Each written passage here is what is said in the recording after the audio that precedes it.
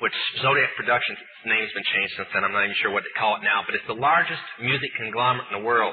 It owns RCA Records, Columbia Records, Motown Records, owns almost all the concert booking agencies in the United States. And that's not even the name of the company that owns it. The name of the company that owns it is Brenner Enterprises, and Brenner Enterprises is owned by Chase Manhattan. Chase Manhattan's owned by Standard Oil, and Standard Oil's owned by the Lords of London. You can track it all back. You kind of get the idea after a while. But I was the managing president of Zodiac Productions. It's one of my jobs as being one of these 13 people. Thus, I got to know many of the people who produce music and sing the music and play the music that you play. Now, one of the closest friends that I got during that time that I obtained was a man named David Crosby. Crosby, Still, Nash & Young. And I saw David the day before Christmas last year, talked with him. I got him away from this witch that he had with him. He told her to go shopping. We were in West Hollywood, and I was witnessing around to people I knew. We went off in this store, and we started talking. I said, David, I'd like to ask you a couple questions. I said, I already know the answers, but I've been gone for 5 years. I'd like to know if certain things are still the way they were when I left. I said, now I'll have to explain some of this when I'm done, because you're not going to understand it all unless you know something about music. I said, do they still take the master to the temple room? Dave said, yeah. I said, do they still have the coven conjure demons into the master? He said, of course. I said, now, I got to know something. What's the main reason for rock music? He said, come on, Lance, you know what the reason is. I said, please, David, I don't want to guess. Tell me what the main reason is. He says, the same as when you were in, so that we can play spells on people that we couldn't cast spells upon. I'll explain what that means in a minute. I said, okay, one last thing. I've been hearing that you must be an initiated witch now to get a record contract. He said, that's right. He says, many of us that weren't total witches have to be witches now in order to produce music. I said, thank you. The master is a tape about as big as the top of this podium that looks like an overgrown 8-track that the album is cut on and is placed in a machine that produces and presses the records and the 8-tracks and cassettes that you buy. After it's been recorded, it's taken in. This is why a master's cut months in advance before it's released. On the full moon, it's taken in to a temple room about the size of this auditorium that is in every one of the major music companies, behind locked doors up in the executive offices. And it's placed on an altar sitting in the north of the room and a pentagram engraved in the floor. And 13 hand-chosen witches and wizards and a coven come in and conjure a principality or a power up, usually Regia or something like that, and order him to tell the demons under him to follow every record and every tape coming off of that master. I sold my soul to the devil. I know it's a crappy deal. Music came with a few toys like a Happy Meal. You know, what was going on in my life at 15, and that's how I got introduced to the music industry. I swear I wanted to be like the Amy Grant of music. Yeah. But it didn't work out, and so I sold my soul to the devil. How I came about being a lyricist is weird, because I started out technically, like I used to write all the time, you know, before I started going into the Rain Man thing, you know. Why do you still do it? Why are you still out here? Well, it goes back to the destiny thing. You know, I made a bargain with it, you know, a long time ago, and I'm holding up my end. What was your bargain? To get where I am now. Should I ask who you made the bargain with? with you know, with the chief commander. On this earth? And this earth, and then in a world we can't see. Yeah, well, sometimes they don't want to, and they're, you know, Gaga, we can't get, you know, the frequency's weird, and, you know, it's sounding a little bit strange, and I'm like, if you don't get this right now, I swear to Lucifer, I'm gonna, you know, I get a little bit mad, and I'm like, if you don't get this right now, I swear to Lucifer, I'm gonna. What has this done to your career? What has it done to my career? What has it done to your career? In what way?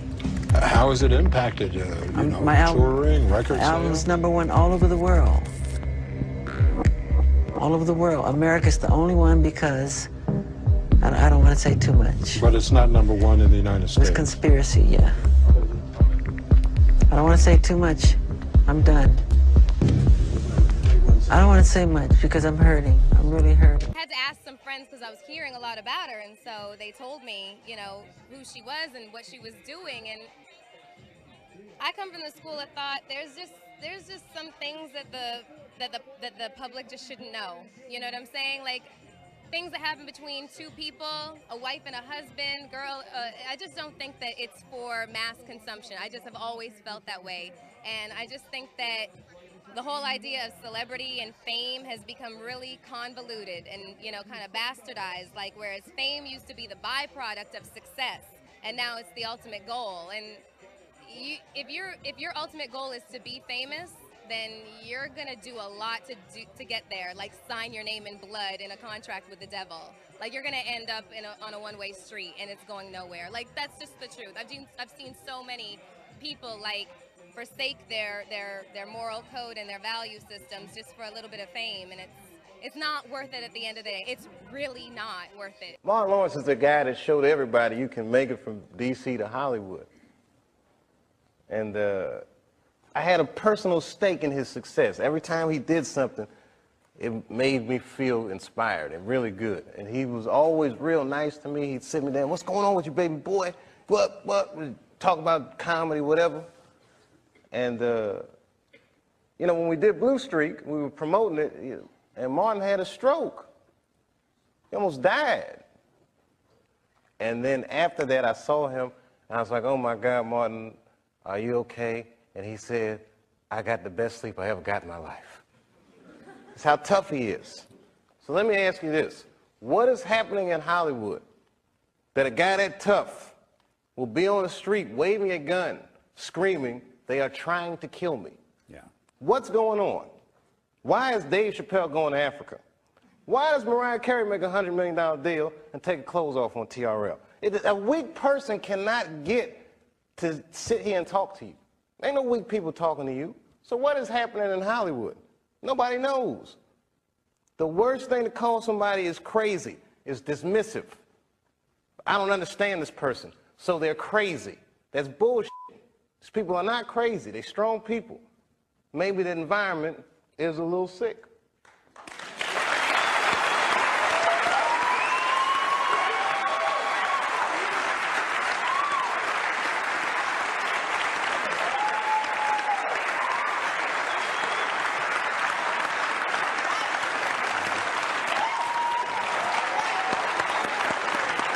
Some of us are against the Illuminati, and we are against the Illuminati at our own detriment.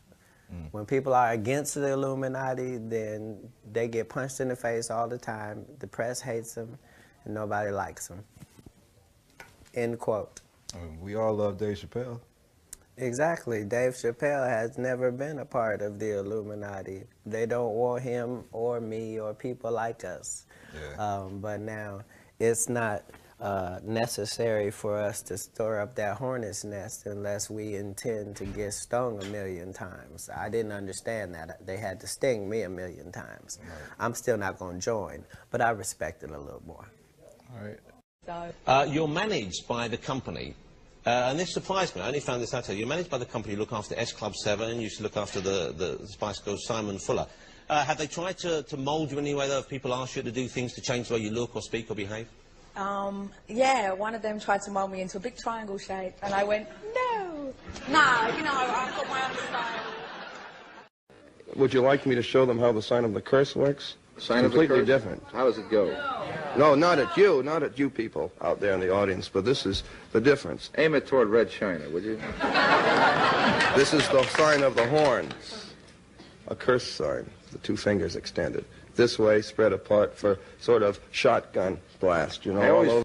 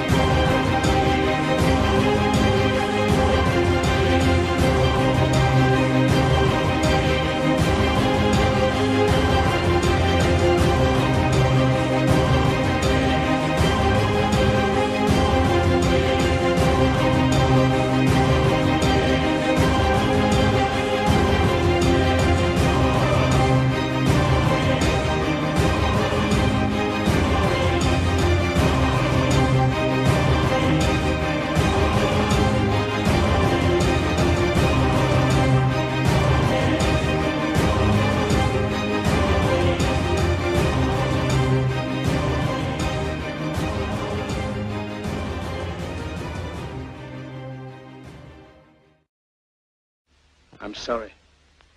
But I don't want to be an emperor. That's not my business. I don't want to rule or conquer anyone.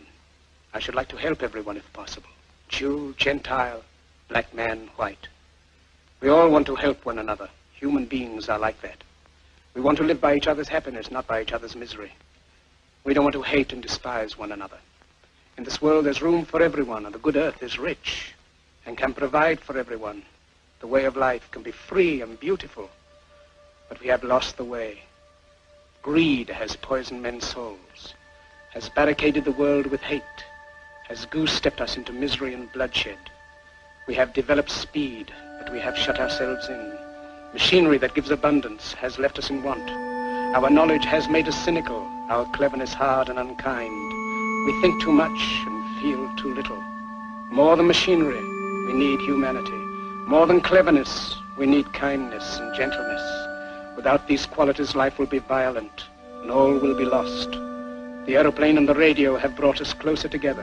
The very nature of these inventions cries out for the goodness in men, cries out for universal brotherhood, for the unity of us all. Even now, my voice is reaching millions throughout the world, millions of despairing men, women, and little children, victims of a system that makes men torture and imprison innocent people. To those who can hear me, I say, do not despair. The misery that is now upon us is but the passing of greed, the bitterness of men who fear the way of human progress. The hate of men will pass, and dictators die, and the power they took from the people will return to the people. And so long as men die, liberty will never perish. Soldiers, don't give yourselves to brutes, men who despise you, enslave you, who regiment your lives, tell you what to do, what to think, and what to feel, who drill you, diet you, treat you like cattle, use you as cannon fodder. Don't give yourselves to these unnatural men, machine men with machine minds and machine hearts.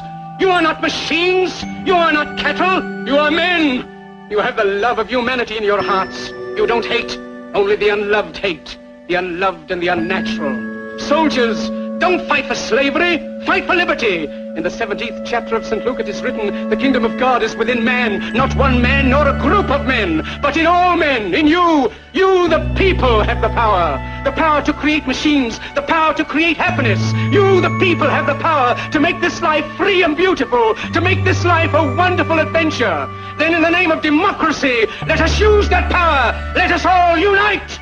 Let us fight for a new world, a decent world, that will give men a chance to work, that will give youth a future and old age a security.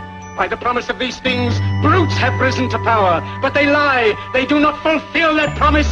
They never will. Dictators free themselves, but they enslave the people. Now let us fight to fulfill that promise. Let us fight to free the world, to do away with national barriers, to do away with greed, with hate and intolerance. Let us fight for a world of reason, a world where science and progress will lead to all men's happiness. Soldiers, in the name of democracy, let us all unite!